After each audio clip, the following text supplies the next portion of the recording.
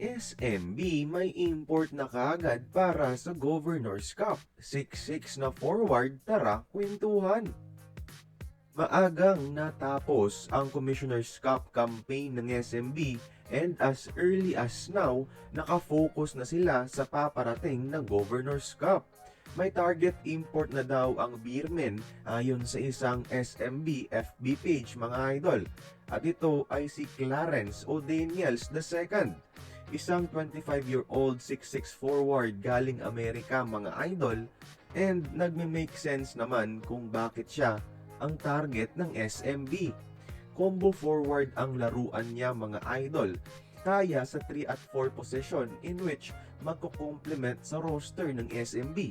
Makakasabay kay Junmar sa front court habang may tatlong guard lineup sila sa court na paborito ni Coach Leo Austria.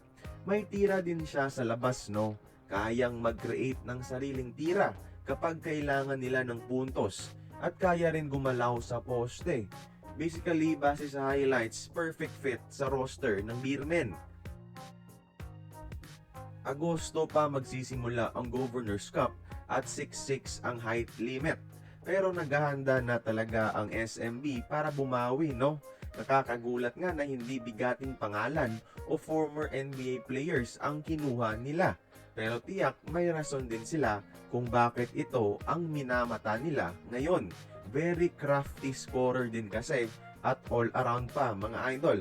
Marami pa naman pwedeng mangyari bago ang Govs Cup, pero sa ngayon, si Clarence Daniels II muna ang matunog na nalilink bilang SMB import. Kaya kayo mga idol, especially sa mga SMB fans, okay ba sa inyo na si Daniels II ang magiging import ninyo para sa Governor's Cup? Join the conversation. Magkomento lamang sa ibaba.